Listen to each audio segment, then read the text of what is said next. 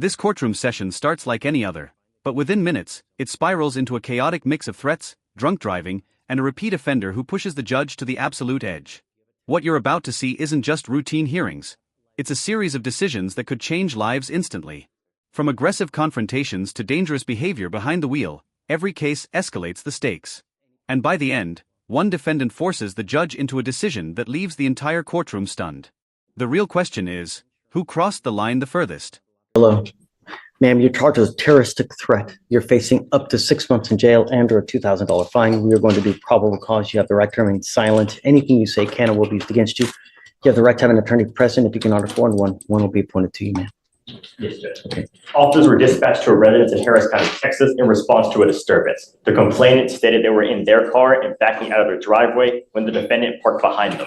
The defendant then got out of her car and started banging on the complainant's vehicle while shouting obscenities and threats. The defendant also tried to gain entry into the complainant's vehicle. Specifically, the defendant stated she was going to whoop their ass, and the complainant stated they were in fear for their lives during the incident.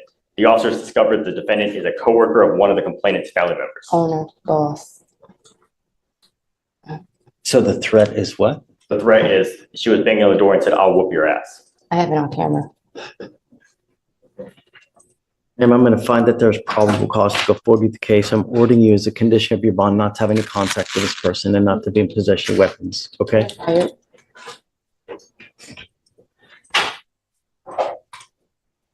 What do you do for a living, ma'am? I own a fleet company, 3 trucks, and they're my drivers for the road, my OPR drivers. Okay. So they just basically stole my vehicles. We are going to reset your case to give you time to hire a lawyer. So I'm going to have you go to Victoria, sign and reset. We'll have you take a seat in the jury box while we get your bond conditions. We'll have you sign it, and then you'll be free to go. When you come back, please have a lawyer, okay? Okay, but I move out of state next month, so I just talked to them about. We'll have you sign and reset, and then we'll just take a seat while we get your bond conditions. We'll have you sign the bond conditions, and then you'll be free to go, okay? Please. You were Jalen Washington. Mr. Washington, you're charged with driving while intoxicated. You're facing up to 6 months in jail and or a $2,000 fine. We're going to do probable cause. You have the right to remain silent. Anything you say can or will be used against you. You have the right to have an attorney present. If you cannot afford one will be appointed to you, sir. Yes, Judge. Okay. On November 7th, 2024, officers conducted a traffic stop on the defendant's motor vehicle after observing it driving with an expired registration as of July 2024 and failing to maintain a single lane, with both left tires crossing over the white marked lanes and the defendant's vehicle failing to signal a lane change. The defendant was the driver of the motor vehicle, and upon contact, the officer observed him with a strong odor of an alcoholic beverage, glossy eyes, swayed balance, slurred speech, and the defendant was slow to answer questions at times. The defendant admitted to drinking, and standard field sobriety tests were administered. HGN 6 out of 6, walk and turn 5 out of 8, one leg stand 2 out of 4. The DIC was read, and the defendant consented to breath. The results were .106 and .106. Mr. Washington, I'm going to find that there's probable cause to go forward with the case. How old are you, sir? What do you do for a living?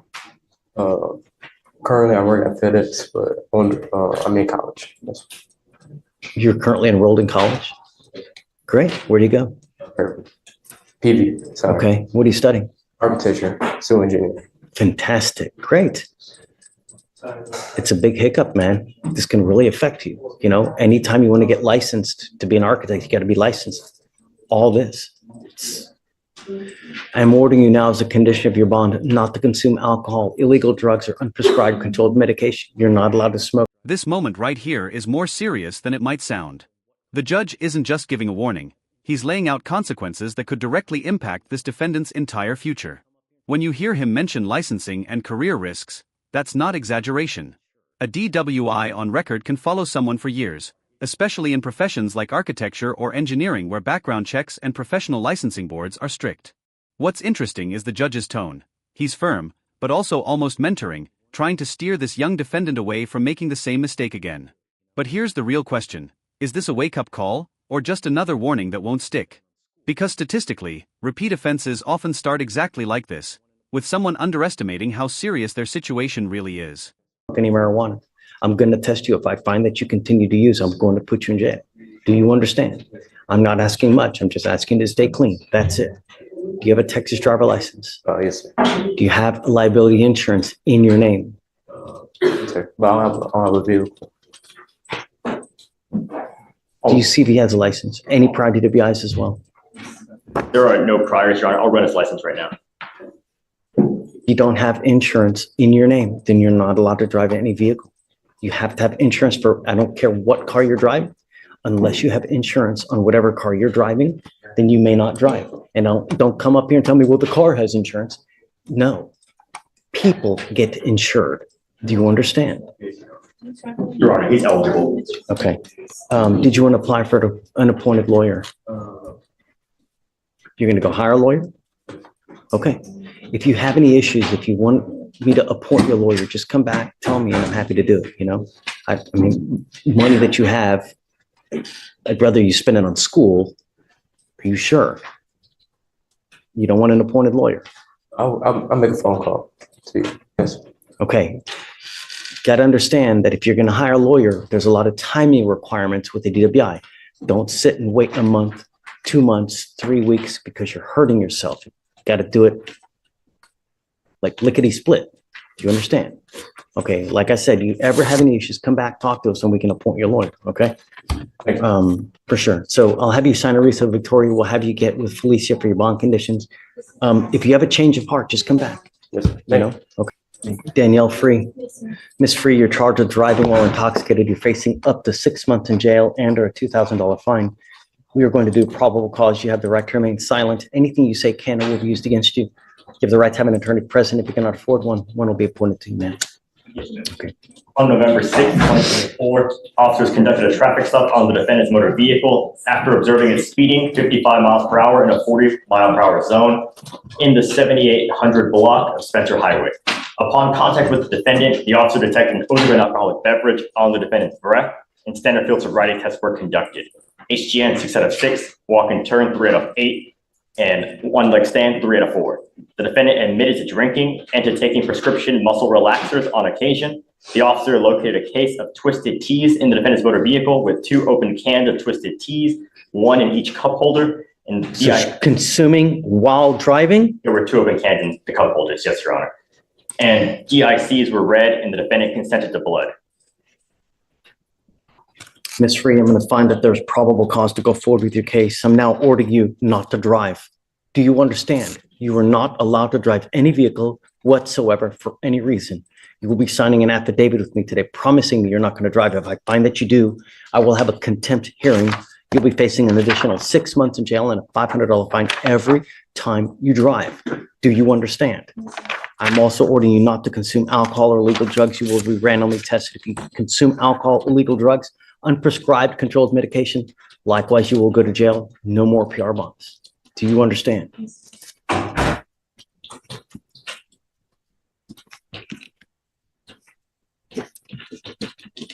Any prior DWIs, Alex?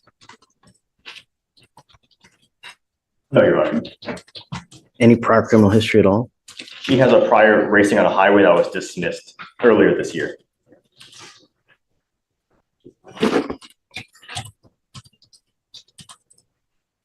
What do you do for a living, Ms. Free? Why? I just graduated nursing school, so I was a CNA and caregiver in an independent care facility. But right now I help take care of my great grandma, so it's just a lot at once. So how do you support yourself? How do you eat? I live with my grandparents and I help them take care of her. She can't take care of herself. She has dementia and a mental disorder. I'll fill out an application for you. I need to know everything about you, how much money you make, what kind of car you drive, any source of income that you have, money in the bank, stocks, bonds, IRAs. I'll have you fill out an application, but I need to know everything about you. Don't just put zeros because I'm going to send it right back to you. Yes. Do you understand? And I'll see whether you qualify. Above all else, do not drive. Do you understand? There's no justification that you can give for getting in a car. Likewise, don't consume alcohol or drugs. If you have a problem, you better address it, because if you don't, I'm going to do it for you. Promise you're not going to like the way that I do it. You understand? Okay. Do you mind giving me an application, please? Morning, Mr. Singleton. Good morning, sir. How are you? Been wearing, it's Thursday, Friday Eve. Ready for the weekend, Yes, sir. So See, you have the decorations. thanks. Well, it's all them. Yes, sir. Your lawyer has asked for me, or is asking for a bond reduction in your case, but my concern, and I guess my very, very primary concern is public safety. You've got a lot of serious charges. And from what I see, your bond is now at around 200,000. You've got 2 open aggravated assault cases, and you got an assault of a family member with us. Our bond is set at 5,002. What did you guys want? Possibly looking for a PR bond, due to the fact that his other 2 cases are extremely high. We believe that he should be able to bond out on that. He has been in talks with some family members regarding possibly coming up with money for the other 2 bonds, but reducing it, he would possibly help him out regarding the overall amount that he will have to come up with. Well, so my concern is it looks like in September, he had an aggravated assault with a deadly weapon dismissed, right? I believe that case got filed twice, and they. So what's going on with the cases upstairs? And is it the same complaining witness as our case? There's two complaining witnesses on those cases, Judge. And it looks as though it's a different complainant with us. Is there a weapon involved? Is it a shooting? On the aggravated assault with a deadly weapon, Judge, so in the felony cases, there's 2 weapons involved, a machete and a gun, a 9mm handgun. Does he shoot at them? Does he shoot? At them. So the state would be opposed to lowering bond, Judge, given the severity and the propensity to violence that felony cases also show. Oh, I think I remember this case. It's about a neighbor, and it's either about like a fence or it's about some bushes or some, right? So the state's concern is community safety, Judge. So for those reasons, we would be opposed to lowering his bond. Even if it's not going totally to a PR, if it's possible to do 2,500, that would be great. I don't know, I mean, we gave you a PR bond in this case. I let you out, right? And then you go out, you allegedly have these now 2 aggravated assault cases where in one, you point a gun at someone. Shoot them in the head. And if I remember, it's something so trivial over.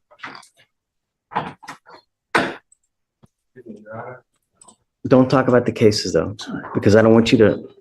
I wouldn't incriminate myself or anything, but I live by truth, sir. And these people stole stuff from me. No. But Mr. Singleton, Not that. but there's a certain way when someone takes something from you, there's a certain way that you got to act. I'm the one that No. called the police, Your Honor. And that may be so, but there's still a certain way to act, right? And if you. Washington?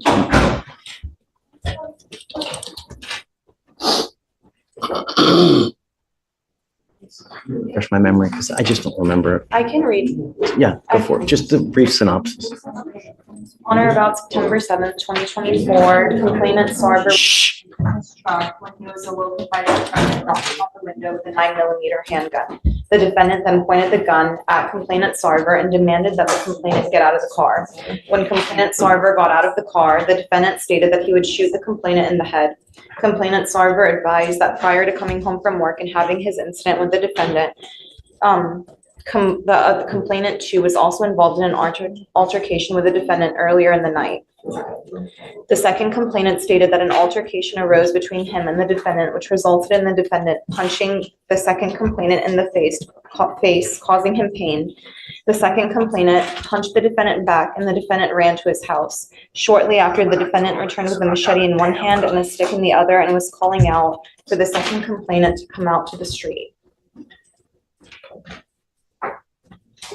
So it seems as though he pointed a gun at complainant 1, and then in complainant 2, he punched him, and then when the complainant punched him back, he came back with a machete and a stick. Sorry, Mr. Singleton, it's just too dangerous for me, man. I can't give you a PR bond. I already gave you a PR bond. We'll let you out, and then you pick up these 2 serious cases. You know, if we give you a PR bond now, if we were to lower it, I mean, what's going to happen? You're going to pick up a 4th case? We're trying to prevent that from happening. you know? Understand? Order in the court. May I speak? But not about the cases, okay? Just because I don't want you to hurt yourself, you know? I understand, Your Honor, but I don't recall you ever giving me a PR bond, sir. We gave you a PR bond on, in our case, we gave it to you on 8/12 of 24. I gave you a PR bond. We let you out of jail. You know, you had certain conditions that you're supposed to follow. No weapons, no contact with the complaining witnesses. And so here we are with two very serious cases. If you're able to bond out, and if you have someone, come back, talk, perhaps we can, My fiance, you know, but the person who this is. you're your own worst enemy, Mr. Singleton. Really, I mean, I'm you're your sorry. own worst enemy. I guess it's the military. Well, don't blame it on the military. They're choices, right? And Yes. sometimes choices are made such that, I know I need help, Your Honor. I'm not saying I don't need help.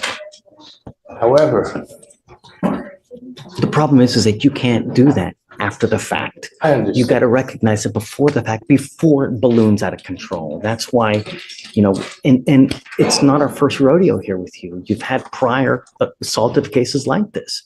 So you have to understand that when you get these feelings, these urges that you're going to lose, you got to try to take care of this beforehand. Now, why don't we have him TRAS'd? Okay, let's see what it says. Let's see how to go forward. You know, if they say that there's treatment that's, you know, I have options available to help you with these issues. And I'm willing to help you and I want to. Yeah, we will do it. But the first things first is I got to have you evaluated to see how we go forward. And if you let me do this, and if you're honest with me, Mr. Singleton, let's try to work something. I will be. All right. Can you set up a TRAS for Mr. Singleton? Yeah, please. I'm going to set you for an evaluation. I'm going to have you speak to clinicians. Be honest. I will. We'll come back in a couple days. Today's what, Thursday? Come back on Tuesday. Let's talk about how we go forward. Okay? Yeah. Look, this isn't the be all end all, but let's see how we go forward. You know, that's why God put eyes in the front, so we go forward. We don't go backwards. All right? Your Honor. Okay. All right. Thank you. Appreciate it. Stay. Okay? What we just witnessed is a powerful snapshot of how quickly poor decisions can escalate into serious legal consequences. Across these cases, the judge consistently focuses on two things: accountability and public safety. Whether it's threats, intoxicated driving, or violent behavior, the court isn't just reacting to what happened, it's trying to prevent what could happen next. The most striking moment comes with the repeat offender, where the judge draws a clear line: enough is enough. Instead of immediate release, the focus shifts toward evaluation and intervention, signaling that this isn't just about punishment, it's about control and prevention. But it also raises an important question: at what point does someone become too dangerous to trust outside custody? If you found this case as shocking as we did, make sure to hit that like button, share your thoughts in the comments, and don't forget to subscribe for more jaw-dropping courtroom breakdowns.